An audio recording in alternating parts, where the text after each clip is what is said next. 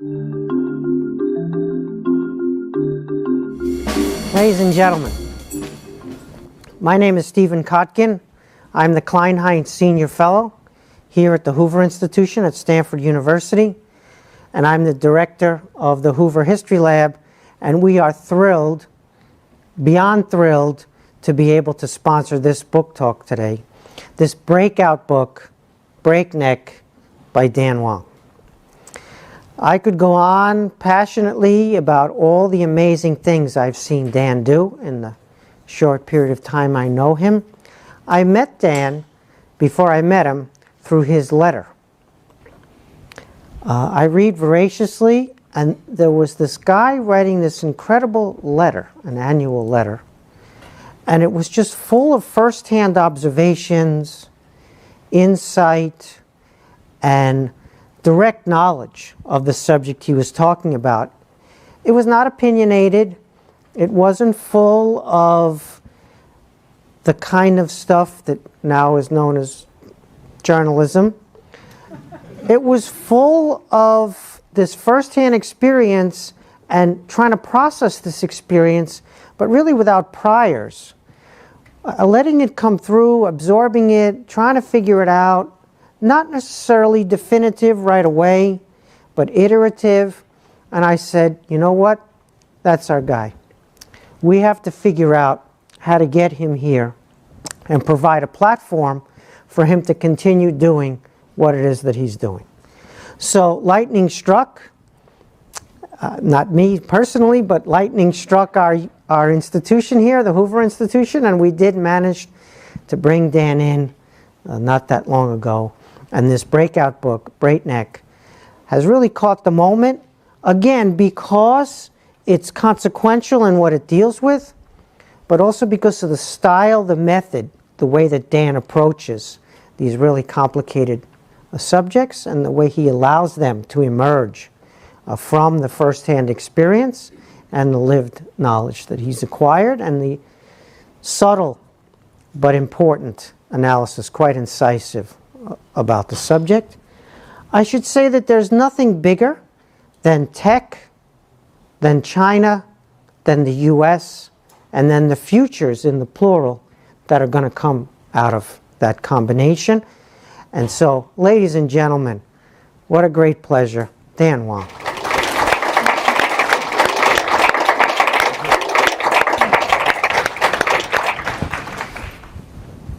When Stephen Kotkin strikes, one doesn't say no. So he struck me, and now here I am.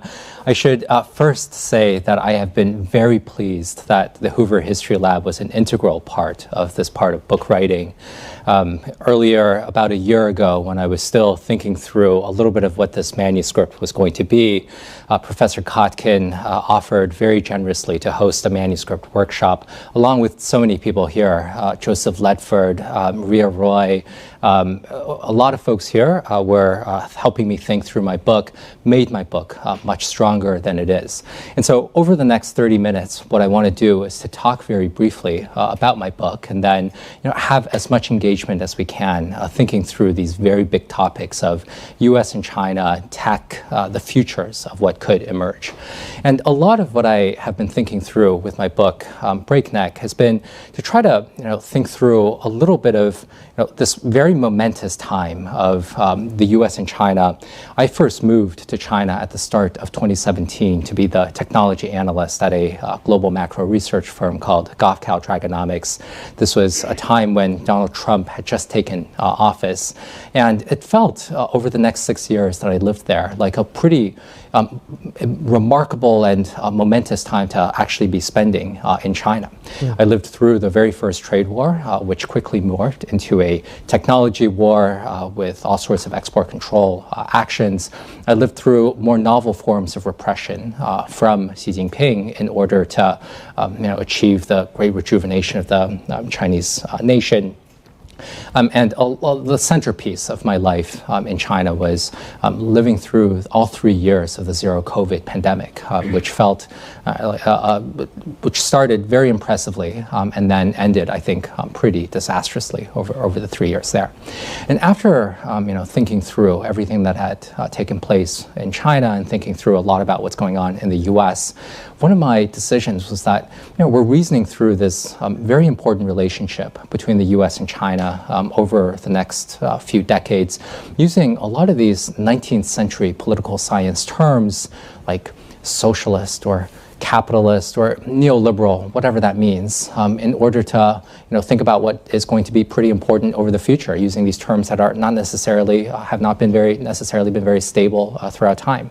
And so what I want to do is to offer a little bit of what's in the book in terms of trying to have a new framework for thinking through these two great countries, thinking through what works in China, what absolutely does not work, and then doing the same exercise with respect to the U.S. As well, and then hopefully have as much engagement over what's going on.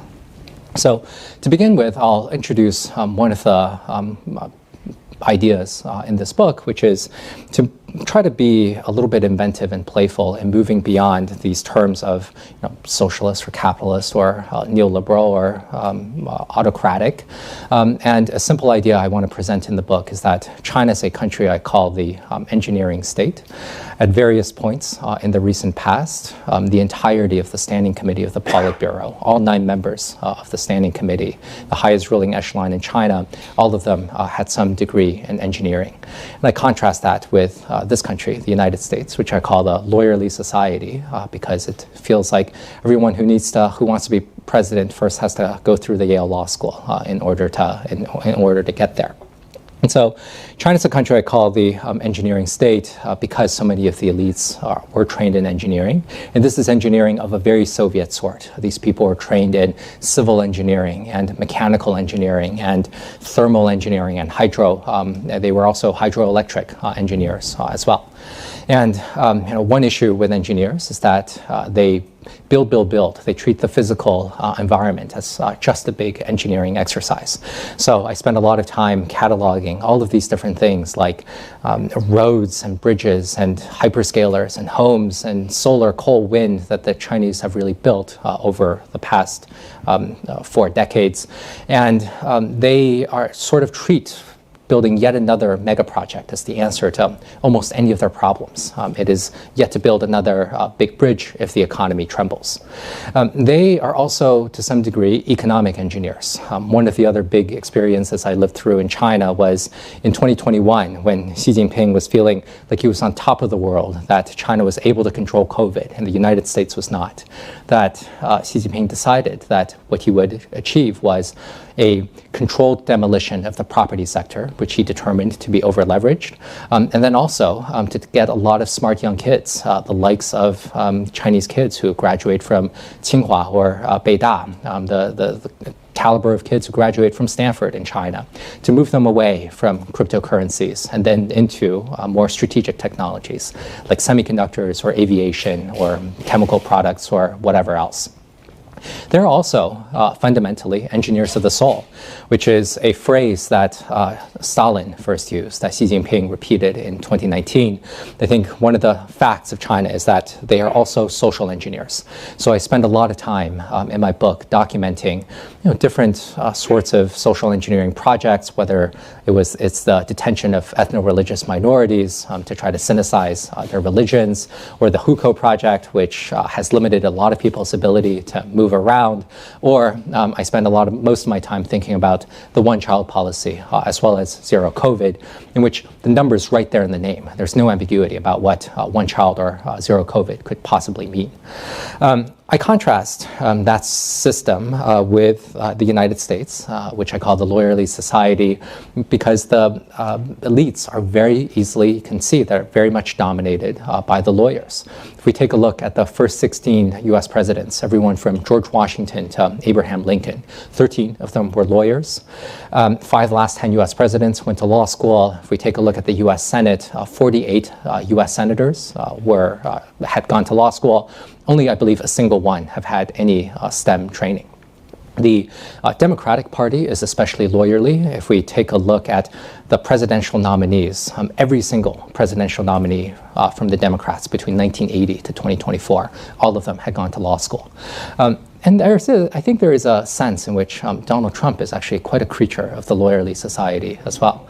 So Donald Trump did not go to law school. He went to study business and finance.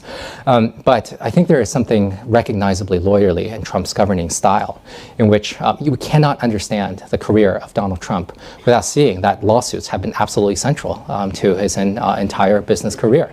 This man has sued everyone. He has sued his former business partners. He's sued his former he's sued political opponents. He has sued his former lawyers. And so, this is just a man who I think, flings accusations left and right, tries to intimidate people, and it's about establishing guilt in the court of public opinion. So, there are good and bad things about the lawyerly society that I also want to get into. But for most of the rest of this talk, what I want to do is to present something I call the good, the bad, as well as the ugly. And so let me get into a little bit of what I'm thinking in terms of focus a little bit more on China, but I also want to discuss the United States as well. I think, just as one more quick precursor on all of this, I think that the engineering state is certainly not the only way to understand what China is. I think that we can also understand it absolutely as an autocratic state. This is a state where politics absolutely does matter. Professor Kotkin, I hope we can get a few more of your opinions about China as they're practicing Leninism and the flavors of communism that they are part of. And so I think the engineering is simply one more framework to think about what exactly that they do. So what is it that engineers do? Well, let me get into first the good. The broadly good stuff with the engineering state is that I think physical dynamism is, for the most part, a good thing. And this is something that the Chinese have done very well for most of the past 4 decades. I was living in the city of, I lived over my 6 years, 2 years in Hong Kong, 2 years in Beijing, and then 2 years in Shanghai. And my definite favorite of these was the city of Shanghai. Shanghai was a place that we proudly refer to ourselves as, this is Paris of the North, and then, Paris of the East, and we would often tease our friends who live in Beijing, why would you live in Western Pyongyang? It is just not very fun at all. So Beijing is a place that I feel like is a concrete, no fun zone, full of these Stalinist buildings, a place that really celebrates a sense of grandeur. And Shanghai is just a much more functional city instead. It has excellent subways. You're never very far from a subway station. It has these leafy boulevards that the French substantially built. And it is just a place that is getting more and more parks, and it is also getting better and better high-speed rail connections. In the summer of 2021, this is part of how I opened my book, I was feeling cooped up in Shanghai. This was sort of the peak of zero COVID, and I scared up 2 friends with me to take a long bike ride in the southwestern province of Guizhou. So Guizhou is about 7 hours by high-speed rail away from Shanghai. It is deep in China's southwestern mountainous interior, very far away from the prosperous distant coasts. And Guizhou is a quite poor place in which it is about China's 4th poorest province, in which one of the sayings is that Guizhou is a place where not 3 days go by without rain, not 3 feet of land is flat, and not one family has 3 silver coins. But Guizhou now, after I've cycled through about 5 days throughout the province in the southwest, was really remarkable after thinking about it to have really extensive levels of infrastructure. Guizhou has about 45 of the world's tallest bridges. It has many of China's biggest data centers there. It has excellent roads, which were a cyclist stream. So if you're interested, I'll send you my cycling route, which was an excellent place to cycle through. And I think what is also pretty remarkable is that Guizhou had a pretty extensive high-speed rail, which where villagers were able to get to markets or get to bigger cities like Shanghai and have slightly different lives there. And so I think there's all sorts of ways in which physical construction is really valuable for a country. If you are living in almost anywhere in China, you will have seen your life, the physical environment around you change very, very substantially over the last 4 decades, maybe over the last past 1 decade. So a lot of people in Shanghai now are able to have subway stations. They are able to have more parks. The villagers are able to take these really big bridges into the market. And I contrast that with a lot of the feelings of folks who live maybe in San Francisco. Maybe they live in Los Angeles, where maybe your block has a slightly better cafe. Maybe we swap out a McDonald's for a Dunkin' Donuts. But that does not feel like a very big sense of progress.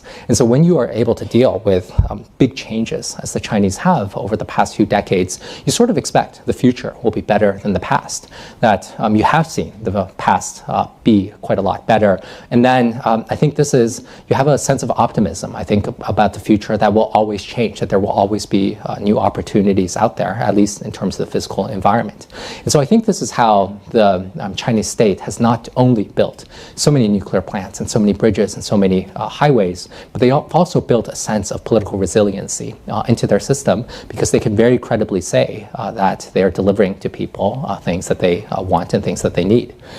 There's also another sense in which the engineering state has been really excellent at pursuing all sorts of manufactured goods, and I'll speak a little bit more at where I'm thinking with China's expertise in manufacturing.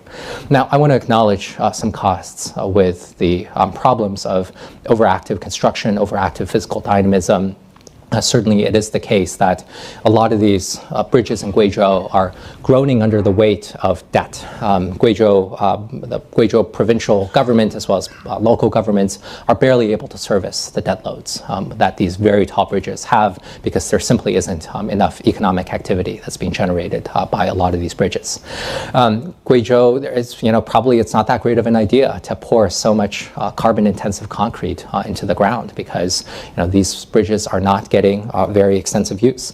And there is a very big human displacement cost, especially around something like a hydroelectric dam, because when you build something as big as the Three Gorges Dam, there may be something up to almost 1 million people displaced due to one of these big construction projects.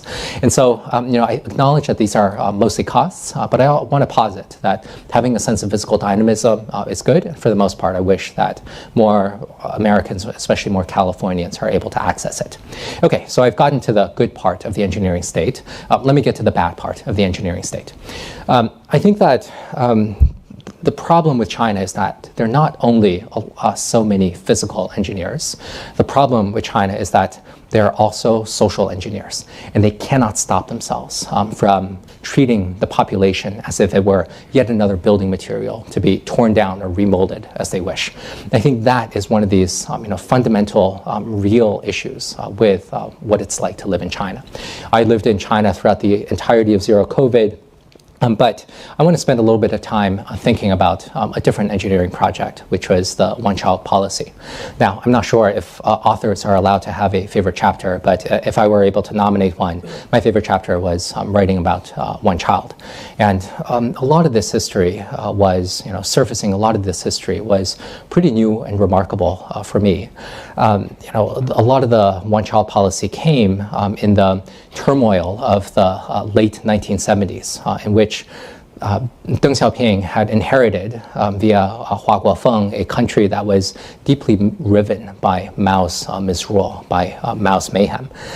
Mao had just died in 1976 after conducting the Cultural Revolution, and China was in a pretty disastrous place.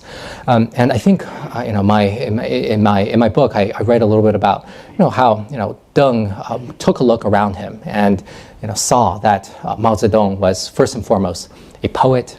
He was also a romantic, and he was also a warlord that murdered something like, tens of millions of deaths can be laid, Chinese deaths can be laid at his feet.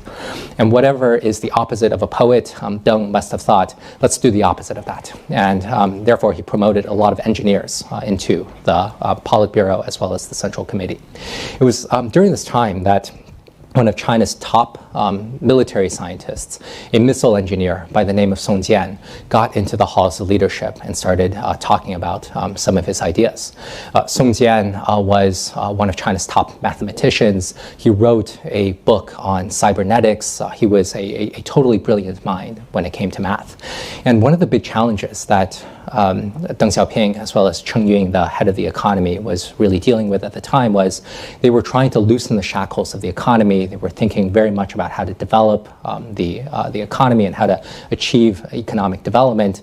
And they were very concerned that China's population was going to defeat a lot of development. China's population had crossed over 1 billion people, roughly by the year 1980. They didn't quite realize it at the time because Mao Zedong had made a mess of the census. There was no organized state activity by the time that Deng Xiaoping took over. But the leadership was very glum about the prospect of having to feed so many mouths. Along comes this brilliant military scientist who was prized because these people delivered to China the bomb. They had access to the halls of power. They had excellent mathematical ability. They were able to convince the leadership to do some drastic actions. And Song Jian's super elegant solution was the one-child policy, in which he convinced the leadership that the simplest thing to do is to permit families to have one child per couple. And this made a lot of sense to leadership concerned with overpopulation. This may have made a lot of sense to people who thought that there should be simple bureaucratic incentives really to try to organize a lot of the enforcement. But what enforcement actually entailed was something I describe in my book as a campaign of rural terror meted out against overwhelmingly female bodies. And over the course of the one-child policy, I documented that according to China's official statistics, China conducted about over 300 million abortions over the course of the 35 years of the one-child policy. The Chinese state sterilized about 100 million women, it sterilized about 25 million men, and we get these really wrenching accounts of families having to give up their child when the state enforcers came, that many of these babies, mostly baby girls, were thrown into trash heaps, and many children were allowed to die from exposure. And so, thinking about, this very strange program, reacting against Western concerns of overpopulation, with Deng Xiaoping trying to loosen the shackles of the economy while he was imposing what I thought was a humanitarian disaster, conducting murder, in the words of some commentators in China, conducting murders as a matter of national policy against mostly a female population, distorting all of these market incentives such that many baby girls, by official counts, about 120,000 baby Chinese girls were sent to the United States and tens of thousands more to other countries where there would be mostly women about my age now. I'm 33, who would be growing up here because their parents were sometimes, most of the time, forced to give them up. In some cases, a few documented cases, abducted by the state and given to foreign nationals. Writing through a little bit of this social engineering exercise made me realize that something like the one-child policy could only be conceived of in the engineering state because there are these people who are just so willing to treat the population as a math optimization problem to be fixed. And then it could only be implemented by the engineering state because according to the Family Planning Commission, there were at some points tens of millions of essentially posses of men enforcing this policy, trying to get women to give up their births. And having that degree of seriousness is something that made me question about how much state capacity ought we have. Living in China for 6 years made me realize that maybe there is such a thing as too much state capacity. Maybe it is a little bit better to have a little bit less. Okay, so I've gotten to the good and the bad. Let me get to the ugly, which I conceptualize as California, as well as the Lawyerly Society. So let's get to some of the problems of the Lawyerly Society, which I have written pretty extensively about as a place where some things work quite well and other things work quite badly well. I think the first thing that I think, I want to praise the Lawyerly Society, the United States, a little bit.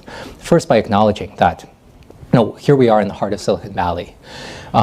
This corner of California, plus a little bit more of the West Coast in the north, has been the only region in the world that has produced companies not worth only $1 trillion, but worth several trillions of dollars.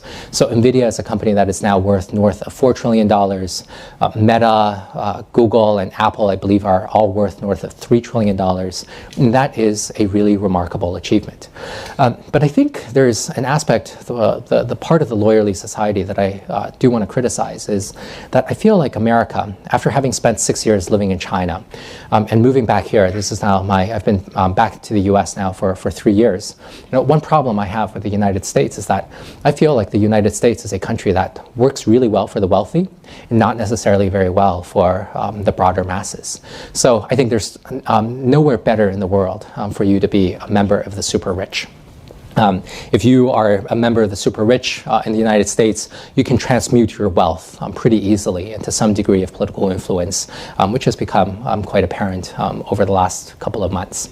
If you are a member of the wealthy in China, your life is often pretty precarious, and I think this is one of these features of autocratic states, which Professor Kotkin helped illuminate for me. So if you're an elite in China, imagine if you are working in, say, the technology industry. Well, you better hope that Xi Jinping didn't smash one of your companies in 2021 when they were delivering engineering, when they were dealing with economic engineering. Maybe you work in the finance industry, and Xi Jinping announced in 2024 that there was going to be a cap of $300,000 for finance salaries. If you earn more than that, some of them had to give back some of their back pay. Imagine if you are in the party elite or if you're in the military elite. Well, just over this past few months, Xi has sent something like 23 flag officers of the People's Liberation Army into some sort of detention. It's been a pretty radical purge. And he has purged a sitting member of the Politburo, which is quite surprising. And if you're purged, the entire network falls. And so I think there is some sense in which living in China, living in Beijing, even when you're an elite, there is a sense of precarity, which nothing feels very stable around you. And perhaps that's not surprising that so many Communist Party officials send their kids and daughters to American schools. They would like to have the option of spending a little bit more time in the US. If you're a member of the rich, you feel comfortable creating amazing businesses in the United States, and that is absolutely an asset.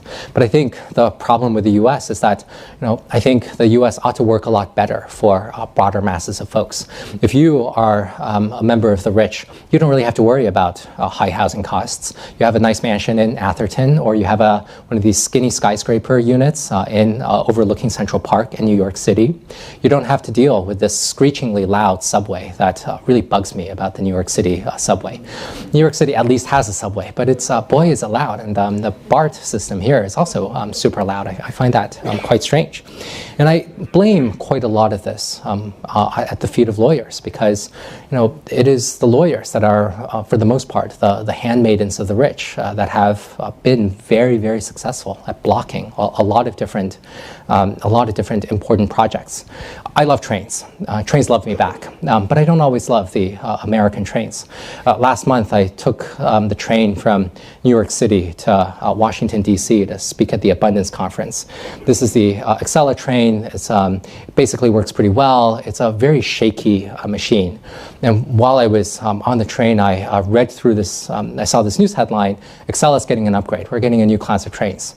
And then I actually read the article, and the article said that the new class of trains will be 11 minutes slower than the present class of trains. And so, we're getting better foam seats, but the trains are moving slower and slower. And just at a first approximation, it does not look good that the United States is able to move slower and slower every year and slower every decade. I substantially wrote this book at the Yale Law School, where I sometimes took the Metro North trains from New Haven down to New York City. The New Haven, New York Metro North trains are quite reliable. It is quite fine, just a little bit slow. And I was quite fine with this state of affairs until I saw a train timetable from the year 1914, which it was slightly faster getting from New York City to New Haven about a century ago than it is today. And it's not quite an apples-to-apples comparison because the trains now are much safer, they make more stops, and so all of that is fine and good. But again, at a first approximation, the lawyers are not moving faster than they were a decade ago. I could get into the California high-speed rail, but I think you know the story there. And so, we don't have to, think so much about the trains, but I think here, especially in San Francisco, we have a giant housing shortage. We have homeless folks who are wandering distressingly throughout the streets. And there are all sorts of ways in which the city simply does not function very well. And when Shanghainese come to New York City and complain about JFK as a totally decrepit airport, they're absolutely right. And it is absolutely right that it is really difficult to get from airports into the cities. And I would really like for the lawyers not to have such a grip upon the state of public works, because I think they have a lot to answer for in terms of the extent to which they have really blocked a lot of progress. And I think one of the issues with the U.S. is that I think the lawyers have a place in doing some pretty important things, but I think one of these very strange things is that a housing crisis in China refers to a collapse in prices after overbuilding, and a housing crisis in the United States refers to soaring costs. And I think this is something that we need to get a little bit of a better handle on, because I ponder a lot about the broken state of American industry as well as American manufacturing as well. So I think I've been pretty deeply pessimistic about what the state of California as well as the United States. But in this final couple of minutes, what I want to do is to end on a slightly more apocalyptic note. I think that if we're taking a look, we're reasoning through the present moment, what is going on with the trade war right now. There will be some talks between Xi Jinping and Donald Trump at the sidelines of the APEC summit later this week in South Korea. And I think one of these really surprising things is how hard China has been able to hit and strike back against the United States. So, at the start of this trade war a couple of months ago, Scott Bessent, the Treasury Secretary, said that the United States is playing with a pair of aces, and China is playing with a pair of twos. So, the U.S. was holding all the cards, mostly because the U.S. is the giant market. China is an export-dependent economy, and the economy might be really weak if China's economy might be very weak if they can't access the Chinese market. But there's a symmetrical relationship here, in which China is producing so many different goods. They're ahead in so many manufactured goods, and in the early days of the trade war, they withheld rare earth magnets, which made it really difficult for a lot of American manufacturers of automotives, defense goods, electronics to maintain production. Rare earth magnets are really small pieces of magnets, which are pretty important for all sorts of electromagnetic properties. And at least weeks into the trade war, the news reported that Ford Motors had to stop production in one of their factory lines in Chicago because they lacked access to the magnets. And pretty quickly, I would say that Trump folded and had to have a truce with China before he reached any trade deals with putative American allies like European Union or Canada or Japan. And what was striking to me was not only that China played this card of the rare earth magnets, was their relative restraint, because they have a lot of other cards that they're able to play. If we take a look at some of these pretty critical components in a lot of electronics goods, a lot of batteries, Chinese firms are kind of the only supplier in town for a lot of different important goods. If we take a look at a lot of active pharmaceutical ingredients, nearly all antibiotics are made in China. A lot of ibuprofen is also made in China. Imagine what Americans will do without antibiotics or ibuprofen. Who's going to be happy in that scenario? Only RFK Jr., right? So I think this is one of these strange things where they flexed only a finger. And if they pressed a little bit harder, then I think they could have strangled many more parts of the American economy. And so this is where having a large producer really, really matters. And I am quite concerned with what is happening with the American industrial base. If we take a look at a lot of these big apex manufacturers in the United States, names like Intel and Boeing and Detroit automakers, as well as Tesla, all of them have really fallen on hard times, mostly not due to anything to do with China, but out of their own strategic missteps. If we take a look at the early days of the pandemic, American manufacturers had a hard time making items as simple as masks and cotton swabs, and that did not distinguish themselves very well. And if we take a look at the defense industrial base, it is, according to the Government Accountability Office, every class of U.S. naval ships is behind schedule by 18 months to 5 years. A lot of the American munition stockpile was shipped to Ukraine in its self-defense against Russia, but they have not really been able to replenish a lot of these stockpiles very quickly because of production challenges in the U.S. The U.S. isn't making quite enough drones quickly enough. And so, a lot of parts of the American industrial base looks broken.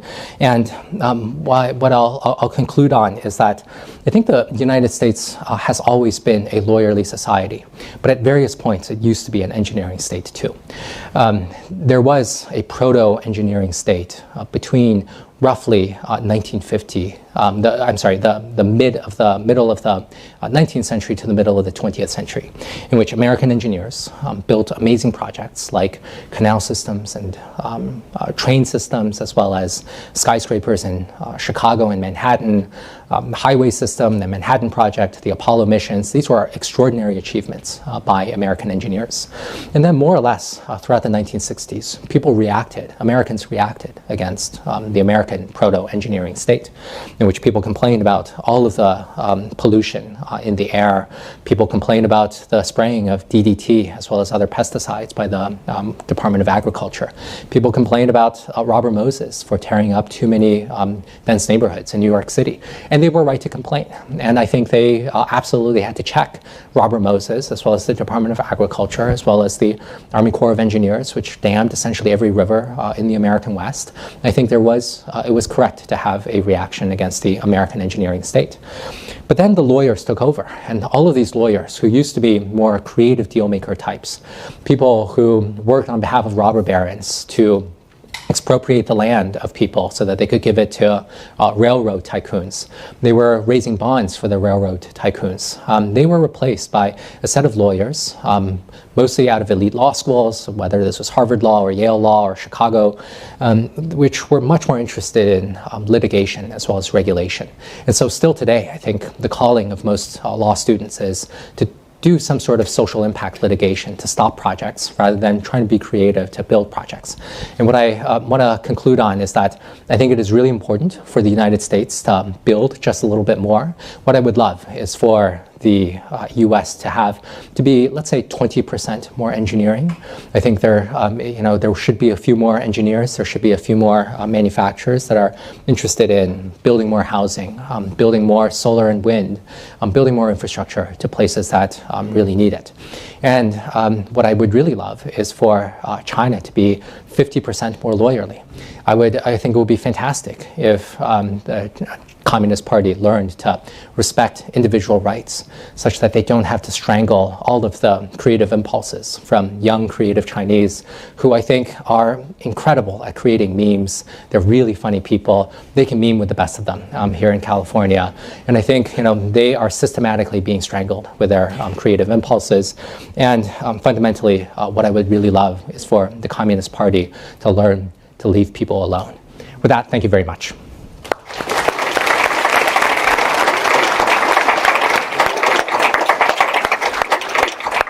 So you're a little bit anti-lawyerly, but not completely. You're mostly anti-social engineering. It's very interesting to get out of the categories capitalism, socialism, neoliberal, and to examine without those categories the comparison and what's going on. Let's talk a little bit about how you decided to write a book. Let's talk a little bit about Dan Wang before we get back to the substance a little bit. What impelled you, where did the idea come from to write this book, and what impelled you to deliver a book, and looking back on the process of writing a book, how did it feel and what do you think? And writing is a little bit in my family. My grandfather, whom I write about in my book, who passed away sadly a month before publication of the book, was an army officer who served in the propaganda corps.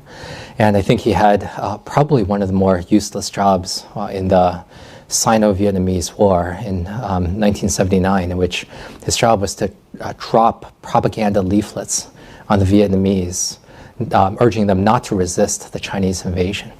And the Vietnamese, who just defeated the Americans, are not going to be persuaded by a little leaflet here.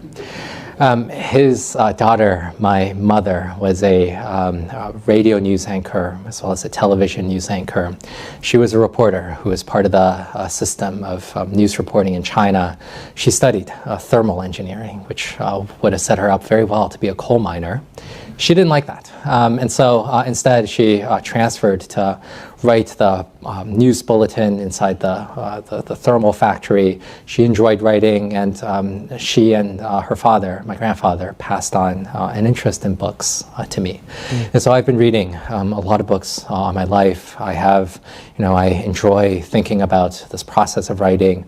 The hard part of writing a book, as an author like Steve or anyone else would be able to tell you, is hard part of book writing is the beginning, the middle, and the end. And there is the beginning, which involves conceptualizing the sort of an idea, deciding that you want to do it in the first place. I've written quite a lot of annual letters in the past, and I feel like, having these sort of long, slightly digressive essays is kind of my comfort zone. And this book is made up of 7 of my annual letters, thinking about what's going on in China, trying to be future looking, not to be too necessarily caught up in the details, and again, just to be, as Steve said, to be iterative and not be too caught up by any of these frameworks. And I think that a lot of what I'm trying to do is to move beyond these old framings, just to be playful and inventive, not to take these frameworks of the lawyers and engineers too seriously, too literally, but just try to give up people a sense of what's going on. And a lot of what I was trying to do was to give a sense to Americans, many of whom will never travel to China. People who would dream of traveling to Japan or South Korea or Taiwan, but would never put China on their list, to give them a little bit of a sense of how densely textured the country is. So, I think any of us sitting here in Palo Alto have a very keen sense that San Francisco is pretty darn different from Washington, D.C., which is yet pretty different from Dallas, Texas, which is different from Los Angeles, Boston, whatever else. And what I wanted to give people a sense of was that Shanghai is a splendidly comfortable city. Shenzhen is a very dynamic capitalist zone. Beijing is a Stalinist, no-fun zone, completely made up of concrete, and on and on. And so that is what I was excited to do. All right. Let's ask a little bit about the paradoxes that course through your book. Right, so California is the fourth largest economy in the world now, larger than Japan. The governance side could potentially be characterized as dysfunctional. And not just the urban governance, but the governance of the state. And so how can it be that you can have the fourth largest economy in the world at the same time as you have this lawyerly state, not necessarily society? Is that paradox something which is specific to our era? Is it a longer time frame? Is it something that we should understand as a strength, or is it need to come into sync again? What is it that's working over here that makes you want China to be a little bit more like this at the same time as you want America to be able to do some of the engineering things China does? Yeah. I think that after spending 6 years in China, including all 3 years of zero COVID, in which I felt very cooped up there, there was one thing that I really craved about the United States, which was the sense of pluralism, which was a sense of debate. And I love being able to tap into various conversations through Hoover, which is bringing together all sorts of folks from Washington, D.C., from New York, from Texas, over here to congregate and share ideas. And so through Hoover, I found exactly what I am looking for. And I think that that is a pretty important thing that I miss. When I was living in China, it became really difficult for me to buy books. And so buying English language books of the sort that there's some really exciting book talks coming down at Hoover. Tomorrow I'll be here for talk hosted by Professor Phil Zelikow, McNamara at War. Soon there will be a book about how the Germans viewed the Soviets, held by Professor Stephen Kotkin. These were the sort of books that I couldn't really get in China. And so my parents would, I would place an Amazon order to my folks in Pennsylvania, and they would mail these 20-kilogram boxes of books to me at a time. And I never knew which book that the censors might pluck and not return to me. One time they took a biography of Mozart, which I found really weird. What was so subversive about this musician from Salzburg? Maybe they just wanted it for themselves. Maybe they wanted it for themselves. An act of self-dealing rather than an act of... You never know with these authoritarians. So this is something I miss about the United States. But I also think that there's definitely something that the United States and California in particular has gotten right. To be bigger than the economy of Japan is absolutely an achievement. That doesn't mean everything in the U.S. is perfect. That doesn't mean that California is perfect. That the U.S. has done really great projects in the past when it wasn't so inflected by a somewhat elite, a monoculture within the elites, is what I would say. That they have built a lot of great projects, things like the Hoover Dam and the Manhattan Project, as well as the Apollo missions, as well as the highways. And I think there should be a little bit more of a growth mentality. And I hope that if California manages to fix some of its urban dysfunctions, as well as governance on the state level, people start getting more homes, they get more neighbors. They have a few more subway stations or muni stations that they're able to connect to. That Caltrain comes more than once an hour in the most economically dynamic zone in the world. They feel more optimistic about the future, which is something that the Chinese have experienced, that the level of traumas that the Communist Party has visited upon the Chinese people at a rate of almost once a decade over the last few decades, from the Great Leap Forward to the Cultural Revolution, various anti-rightist campaigns, the struggles against the landlords earlier, one-child policy under Deng Xiaoping, 1989 with Tiananmen. Things were rosy and peachy for a while, but there were these incredible traumas that were visited upon the population. But they have still some degree of resilience, in part because economic growth has been extensive and they feel a little bit more optimistic about the future. The book is on sale just outside this room. The Stanford bookstore representatives are here. Dan will sign books, of course, if you've already brought your copy here. And you want to stick around after we're done, of course, Dan will be glad to sign the book. So here we have this China story that was not foreseeable. You have $200 per capita income under Mao. That is to say, you have just, people talk about the Chinese Communist Party bringing 700 million people out of poverty. Well, somebody put them into poverty in the first place, and it was the Communist Party. And so you have this just, under the Cultural Revolution, you've got this, what now looks like a nadir, but we weren't sure at the time that that was a low point, because everything seemed like another low point, another low point. So that's an engineering state in some ways. Those people also come from worship of the Soviet Union. They come from this developmentalism, building at scale, building large factories, investing in production. Right, so they've got a certain DNA, and they're taking that down, as it were, at the expense of the population. And then you blink your eye in historical terms. Okay, it's a full 2 generations. It's longer than you've been on the earth. But nonetheless, it's a small amount of time in historical terms, especially in the way Chinese calculate history. So it's quite a stunning move in some ways from this engineering state that's looking like the plane is going to crash if it hasn't crashed already, or it's crashing multiple times, to this skyrocketing thing, which has the downsides that you so eloquently elucidated. But really, I'm not sure that they knew that it was going to happen this good so fast, right? This fast, at this scale, when they embarked on this pivot from the Mao Cultural Revolution to however you want to characterize it. Did something remarkable happen within the developmentalism, within the engineering state that was not the original trajectory?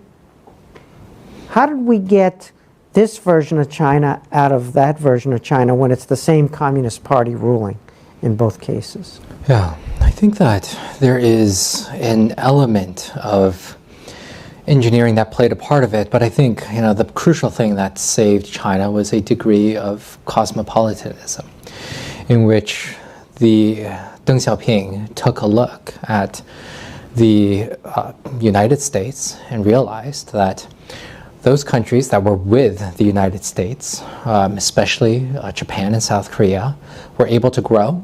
And those countries that were against the United States generally were stuck in some sort of a communist morass. That I think the Deng Xiaoping decided, and Cheng Yun thought hard about being an East Asian development state. And they made a series of pretty crucial decisions that proved quite good and right. I spent a lot of time under the tutelage of the head of research at Gofcal Dragonomics. This is the firm I used to work with in China. My rabbi there was Arthur Kroeber, who wrote a book called China's Economy, What Everyone Needs to Know.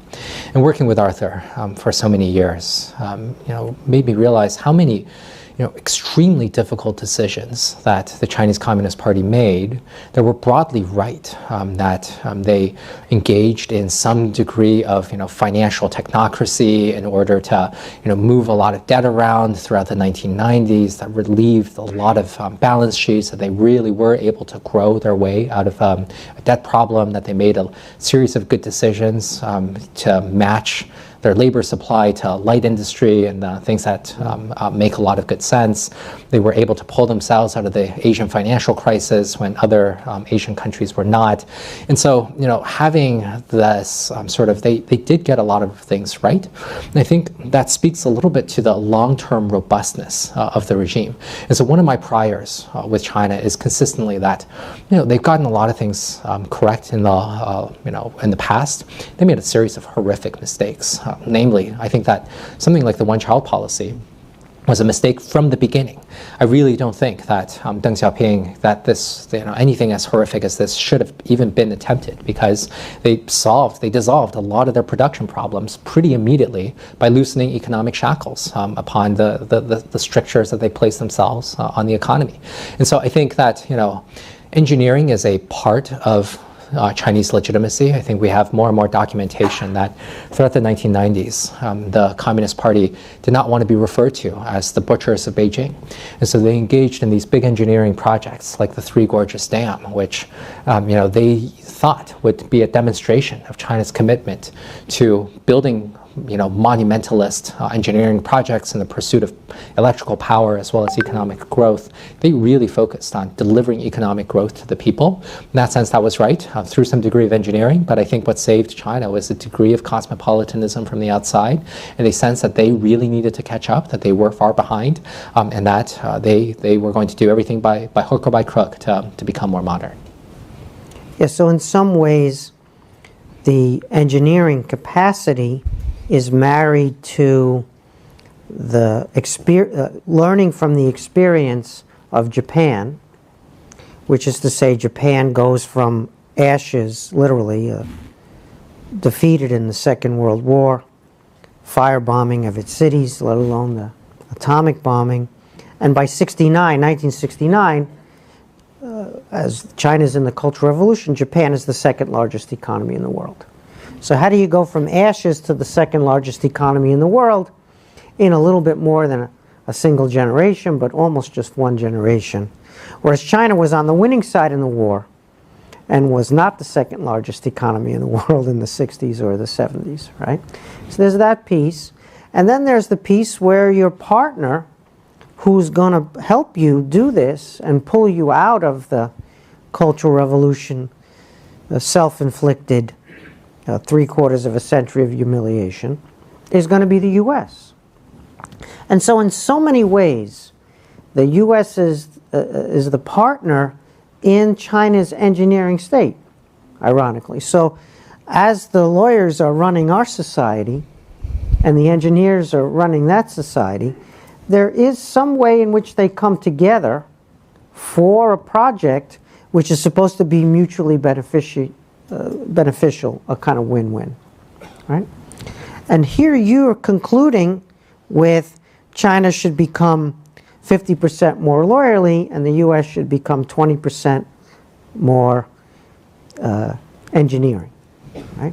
And so in a way, you're arguing for a new or a better version of that bargain or of that partnership or of that interaction that, in fact, was central to producing the situation. Did I get that wrong, or am I right on that? No, I think, and this is where I want to credit Steve Kotkin for thinking about, what the future relationship ought to be. As the final part of writing this book, I reread George Kennan's Long Telegram, in which people ought to read it. This is a good document. But thinking a little bit about how Kennan said that the U.S. didn't have to be like the Soviet Union, that the U.S. has all of these inherent strengths, and it should really be promoting a lot of these strengths. I decided and I thought I would conclude my book by saying that, the contest between these two countries is not who has the bigger bridge. It is not about, who has a more extensive high-speed rail system, although that is nice.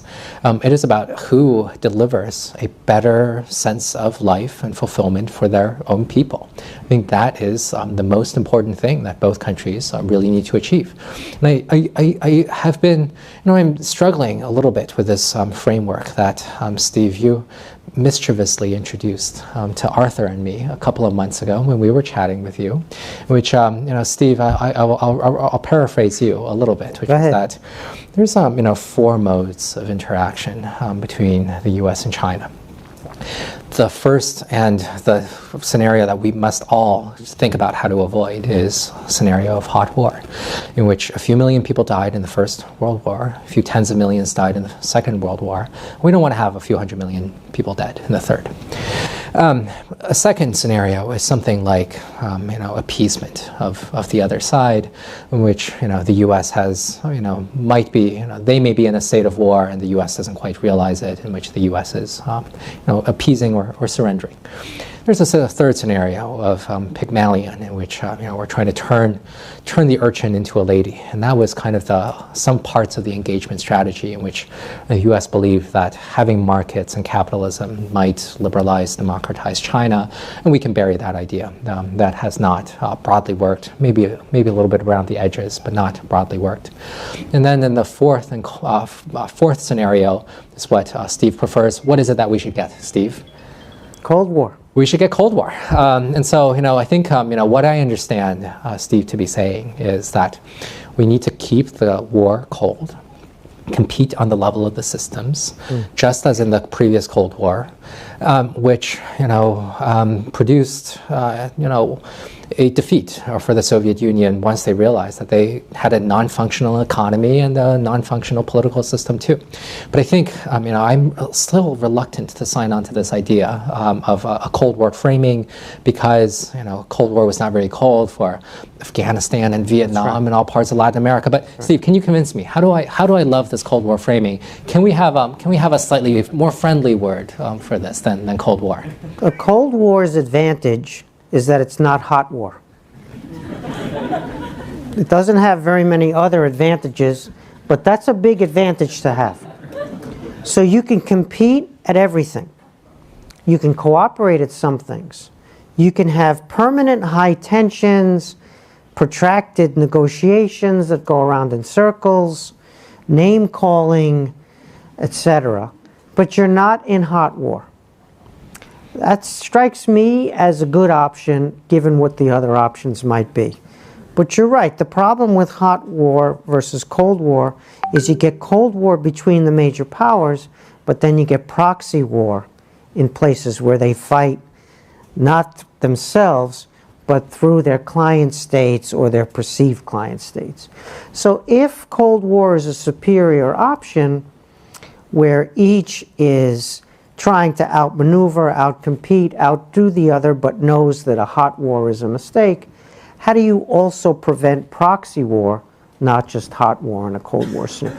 I think that's a good strategic problem for us to sink our teeth into, but we need to first acknowledge that avoiding hot war is the goal, and then we can talk about how avoiding proxy war might be achievable or not achievable. But, my view has been, I'm not sure you sign on to this, but my view has been we need to share the planet. They're not going away and we're not going away. But it's the terms of sharing the planet that we need to negotiate better at. So that is to say, if the terms of sharing the planet are Xinjiang, or what happened to Hong Kong, and I could go on, the demands that were put on Australia, the demands that were put on South Korea. Australia asked for an investigation into COVID's origins so that we could prevent it the next time, and the Chinese imposed very serious demands on Australia, essentially demanding their capitulation. If those are the terms, I have trouble. So I need better terms than those terms, but I also need to recognize that we have to share the planet, that I'm not going to be able to wish them away, and they're not going to wish me away. So that's how I understand Cold War. Right? Share the planet, negotiate the terms, get better terms, avoid the hot war, but also avoid the proxy war. And so if they make us better because they build and we don't build and we have to figure out how to build, if they make us better because they're very good at material science, where we used to be dominant and we can get dominant again, that's actually a good outcome as far as I'm concerned. If they get technology X today, we'll get it tomorrow. If we get it today, they'll get it tomorrow. I can live in that kind of world. I just am really worried about the hot war scenario rather than the coexistence, negotiate the terms and get better terms, terms that bend towards freedom, as you elucidated it, for Chinese people as well, as a good outcome. Again, not naively, not thinking Pygmalion, we're going to transform them from a street urchin into a lady like George Bernard Shaw's play, but just that we're going to model a version of the future that lives up to our ideals, and others can also strive in that situation, rather than capitulate or become more like them. Kennan's point was that if you become more like the Soviet Union in competing against the Soviet Union, you've lost. That's actually defeat, even if you think you're winning. So when you referred to the long telegram, that's the point that I took away. So I'm not sure if you're sharing this view about my understanding of what constitutes Cold War. I share your understanding, and I think one of these challenges is that, I think the Biden administration, had all sorts of issues, but one of the things that they beginning with the president. Yes, beginning there and flowing down from there, but they try to come up with this term, which was a mouthful: managed competition. Yes. Too many syllables. They were afraid of using the term Cold War. And I'm still a little bit afraid of using the term Cold War. Is this really something that we have to live through? I still need a little bit of convincing around that. But where I fully sign on to your point is that I think neither country is going to fade away. Neither country is going to dissolve. Neither country is going to implode and fail to get back up, as was the case with the Soviet Union. They're not going to Gorbachev themselves, as you know so well. And so, what my model of the world is that it will last a really long time, which is actually kind of an unusual opinion in San Francisco. I live between Michigan as well as San Francisco. When I'm here, I often go to these house parties with 22-year-olds in SF who are all convinced that AI is coming in 2027, or maybe it's 2029. AGI is coming. The superintelligence is here, and their model of the world really ends in the next couple of years. And here I find this. It's very strange that we have so many nerds who are trying to build God in a box. They're talking about the end of civilization, the end of human life. Meanwhile, Peter Thiel is giving lectures on the Antichrist. And so this is like a great setting for some sort of cosmic horror novel that we're all living through right now, right here. And I think that often when I'm speaking to these 20-year-olds in SF, I'm saying, well, maybe the world will extend beyond 2030. Have you thought about that? And so maybe we should plan a little bit for the future. And I also feel like this is the challenge, the contest between the U.S. and China is going to be dynamic. And as you say, we're going to get the technology, and then they're going to get the technology. And my model of the race is that when one country looks really far ahead, they're going to commit sins of hubris, and they're going to be overconfident and create a lot of problems. I lived through 2021 when Xi destroyed his property sector, a sector that is still deteriorating and that has not quite recovered, and smacked around a lot of tech entrepreneurs like Jack Ma because he thought that the U.S. could not get COVID under control, and he saw what was happening in January 20th, 2021. And so this was a classic sin of hubris. The further ahead that one country is, the more that country will make mistakes. The further behind the other country is, the more motivated they are to patch up their mistakes and do better. Right.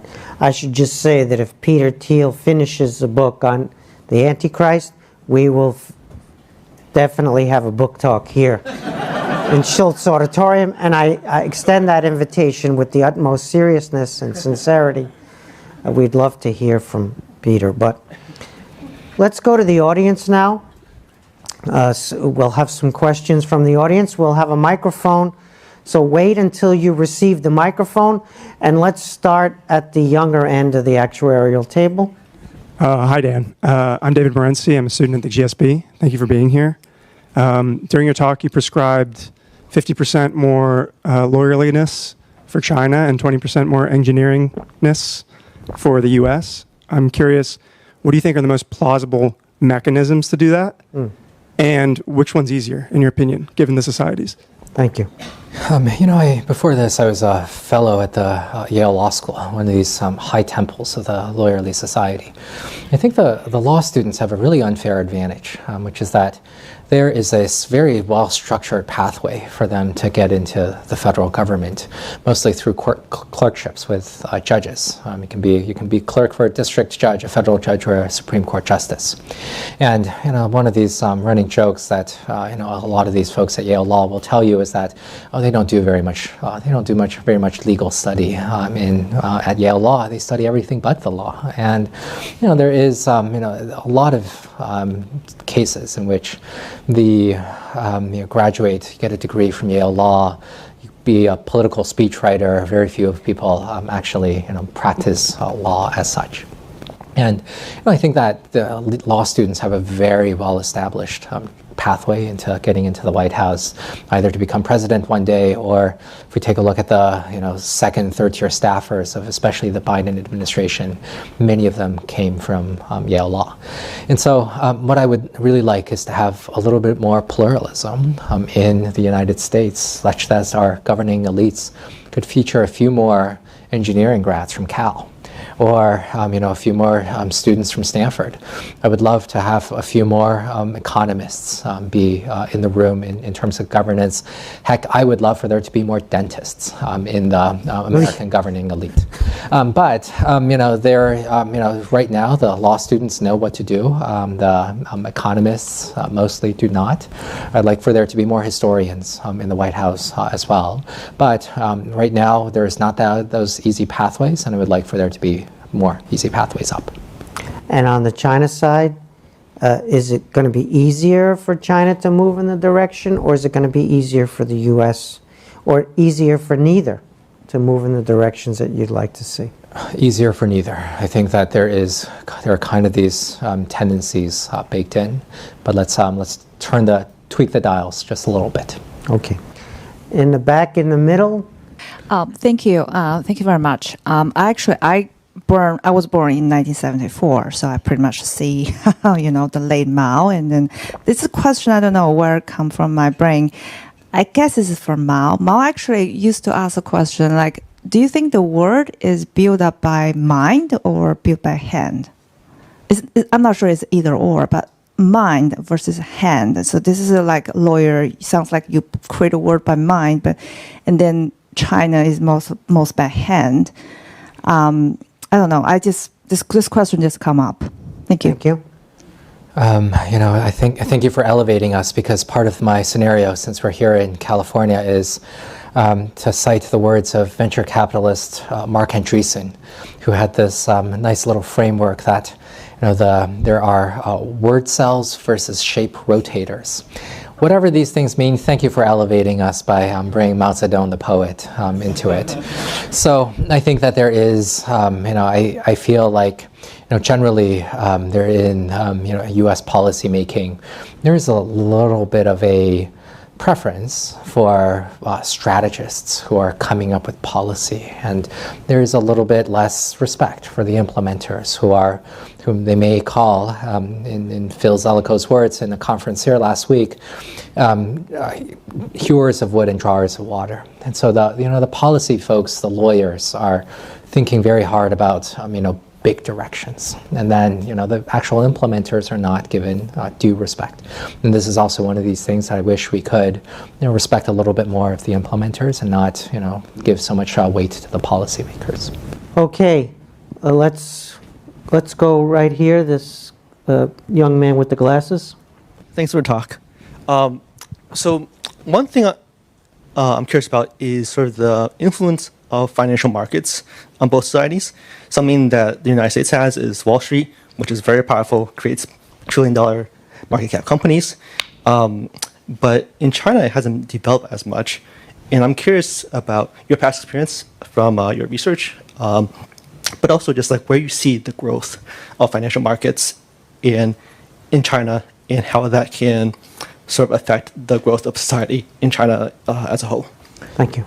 I'm not sure if I have a strong view about influence of financial markets. Probably on the margin, I would, I think that we should have a little bit more move away from a lot of these very efficiency-driven financial measures. So we think about someone like Tim Cook, who said, inventory is evil, and to have a really lean supply chain. I think everything in America is kind of poised for perfection, and if things go wrong, as they did in the early days of the pandemic, production and manufacturing systems don't have enough capacity to really respond. And in China, there's a lot of redundancy There's a lot of extra headcount in state-owned enterprises, which it's very easy for Americans to make fun of. Look at these low capital ratios, but they have a lot of capacity on hand in order to respond to an emergency, which they did in the early days of the pandemic. I think a lot about this, valuation question, because that is one of these things that do work really well in California. We can acknowledge that that is one of these amazing strengths of California. But let's talk through a tale of two companies. On the one hand is Apple. Last I checked, about $3.5 trillion in market cap. Another company that we might consider is Xiaomi, which has about $200 billion in market cap. What these two companies share is that their best known product is their phone, Apple's iPhone. Xiaomi also makes a phone. They have a bewildering array of other products. Apple also makes a lot of other things. Xiaomi makes rice cookers, a whole lot of other fans, all sorts of things. 10 years ago, roughly, Apple thought about whether it wanted to build an electric vehicle. It was this nickname Project Titan. This was leaked extensively to the press. And then essentially, 2 years ago, Tim Cook threw in the towel and said, no, Apple can't make an EV. 5 years ago, Xiaomi founder got up on stage and swore, I'm going to make electric vehicles. This is going to be my last great entrepreneurial venture. I'm going to put $10 billion behind it, and we're going to make EVs. What happened later, 4 years later, Xiaomi's EVs started rolling off the line. Xiaomi's EVs won this big German race course called Nürburgring. This is a really tough race course, nicknamed the Green Hell by the drivers. Usually these cars are won by, these awards are won by BMW and Porsche, these types of German cars. Xiaomi, in its first year, won in one of these categories. And right now, Xiaomi keeps raising its production targets because people really like these Xiaomi cars. And so, one of my challenges is one of my ways I want to be slightly provocative is, which is it better? Apple's market cap is about 20 times higher than Xiaomi's, but it could not deliver the car. It did not have the ecosystems in place. It did not have the perseverance really in place. Xiaomi did deliver the car. In that sense, I feel like this is less an indictment of Xiaomi and more an indictment of the financial markets, which are not correctly valuing these companies. Apple just didn't have the drive, so to speak. Didn't have the juice. Okay, let's go to the woman with the hand underneath the camera. Hi, fantastic insights. My question actually is a kind of twofold. One is, I know the focus is on how China is engineering, but that's an execution modality. What's the motive in the aggressive way China is engineering the future, and why do they want to engineer the future in the way they see it, right? Because approach is engineering. The second part of the question that I have is, it seems too perfect. Is there something that we're really missing in the way that the rest of the world is not seeing or shown by what China is presenting, both in terms of narrative, in terms of also the product launches, and how things actually go out of China with controlling their market access to the rest of the world? I definitely don't want to say that things are too perfect in China. They're facing all sorts of problems. They're facing a debt problem right now. The youth unemployment is very high. Consumption is limp. There's a longer-term consumption issue in China. My view is that about 50% of China's economy is pretty dysfunctional, but there's 5% that is going spectacularly well, and that 5% is the 5% that is most dangerous to American interests, because this is the electric vehicles, these are the industrial robotics, these are all sorts of things that China is really good at. And so, a lot of what I believe is that I think that China will not replace America as the global superpower writ large. The U.S. is a financial superpower, it is a cultural superpower, a diplomatic superpower that China will never supersede the U.S. on. China will never become, let's say, a financial superpower because they maintain pretty stiff capital controls, because they are paranoid and they want to control the financial system. And so they're not going to become a financial superpower. But there is one way in which China is going to be a superpower, which is to be in advanced manufacturing. They are making better and better products. They're living in these extraordinarily competitive environments. The conventional statistic is that it takes about 6 years for a German automaker or an American automaker or a Japanese automaker to conceive of a new model and bring it out onto the streets for consumers to buy. In China, it's more like 18 months. And so, what's going on here? It's not that the Chinese went to Detroit to hypnotize our automakers to move really slowly. It is they just move really quickly themselves. They move at breakneck speed. And so they are working in these really competitive environments, super cutthroat, just trying to survive and make a dollar. And that is, a lot of what's been driving China's tech success. And so I think that China will figure out advanced manufacturing. And that alone, even though they can't replace the U.S. as the superpower writ large, that alone is pretty dangerous to the West as well as the U.S.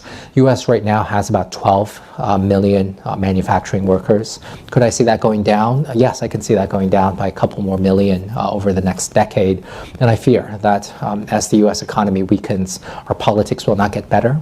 We're seeing this also in Europe as well, where Germany is substantially deindustrializing, and right-wing populist parties are now outpolling the ruling incumbents in all of those places. And I think this is also where we can suspect that as the economy weakens, as this politically influential manufacturing lobby loses their jobs, that their politics will not get better, and that is one of these big dangers. And I, just to respond very briefly to your earlier point, I think that every country in the world wants to say that it wants to be a high-tech hub. Ask any country government, and they will absolutely say yes. I think the Chinese really, really mean it. That they understand that their humiliation since the 18th or the 19th century has been driven by European imperialists, as well as later on a Japanese fascist invasion, because the foreigners had technology and China did not. And so they're super intent on actually getting the technology. They have a lot of patience. They spend a lot of money on industrial subsidies. They're more risk tolerant, the government as a whole, than a lot of American government officials. And they are willing to just keep investing until they figure out these technologies, such that I believe that made in China right now is a sign of quality, in the way that made in Japan is a sign of quality. And I think in a decade, many more people will realize that, and they're going to get the technology, and they're going to deindustrialize the West, and I'm fearful of that scenario. Yeah, it's been a conversation about pluralism and about competition. And the Chinese system has a massive amount of competition, a sort of pluralism in the space of company competition, right? And so there's a way in which you are arguing for a values discussion in the book. Sure, it's also about the performance in certain situations, but underlying values are really what I'm hearing from this conversation, if I'm getting this right. And there are certain values that you uphold, which you regard as the ones you'd like to live under or live by, and you'd like to see those values cherished, enhanced, shared. Am I onto something with the values story?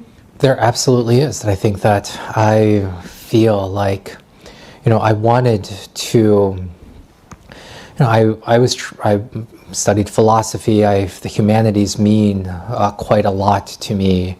And I feel I would be happy if people took a look, understood the humanist aspect of my book, and that there are greater yearnings that I have than better airports and better subway stations. Although we should get those too, but it is the values that I think are important. Caltrain is superior to New Jersey Transit. I'll just put in a small plug for Caltrain. I'm a veteran of both. You talked a lot about trains. I had to get that in somewhere in the conversation. Anyway, more could be said about that, but we're going to take one more, especially if it's about DeepSeek. Nobody's asking about DeepSeek? All right, Z? Thank you for the fascinating talk. You alluded to the clearly paved pathway between Yale Law School to Washington, D.C. I was wondering if you could please comment on the role of the educational system in China. Well, in fact, indeed, the Gaokao, the examination system, and whether the partiality for engineers and scientists in general has perpetuated through the civil service recruitment system. Thank you. So on DeepSeek, I think that it is. I don't want to be too literal on, China as an engineering state beyond the recent past of the fact that many of them really were all trained in engineering.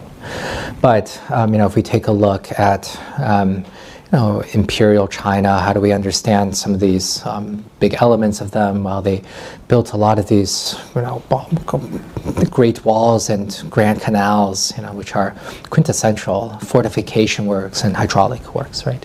And I think the Gaokao as well as the Keji, the imperial exam system, is totally central to understanding China. And I'm glad that there is a book coming out, I think, or maybe already out, The Highest Exam by other folks across the street at the Freeman Spogli Institute of professors who are writing about how the examination system absolutely is central.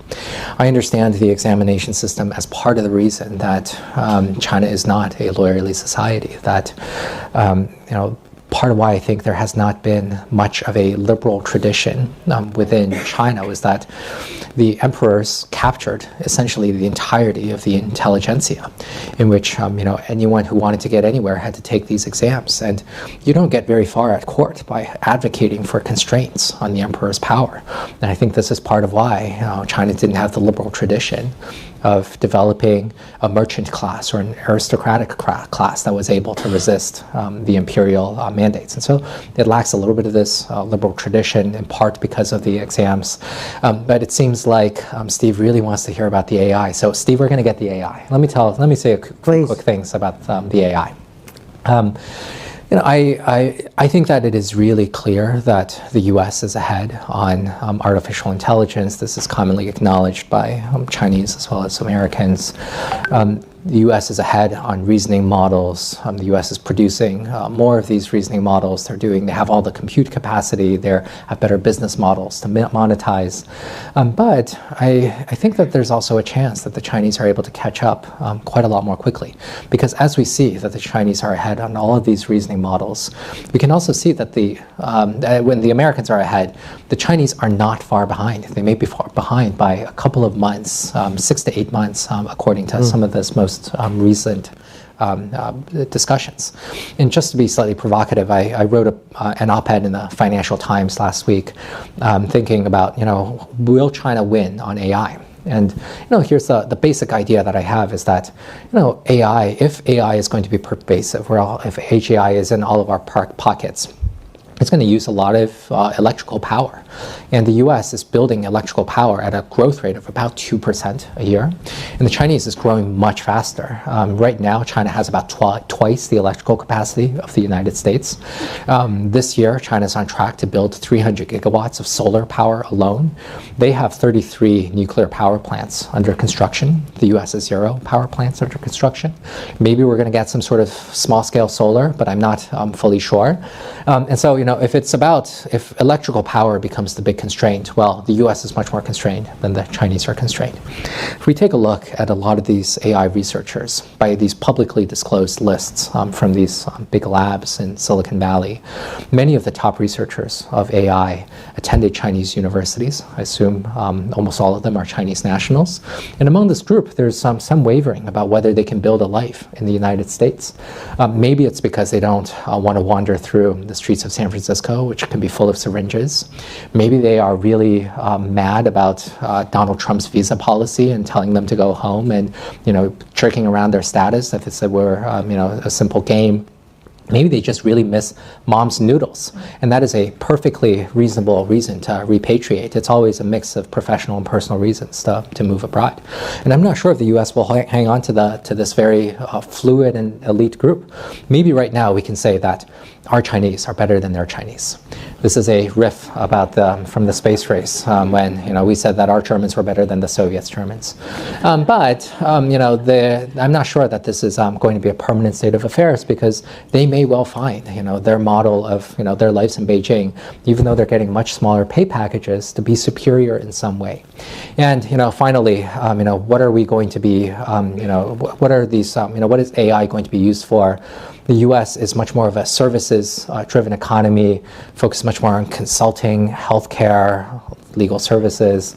The US is going to use AI to make better PowerPoints and file more lawsuits. The Chinese are going to use AI because they're much more manufacturing driven to make more iPhones, make more drones, make more munitions, make more electronics. How are we going to use this AI? It's not clear to me that the US is going to win on this front. Ladies and gentlemen, Dan Wang.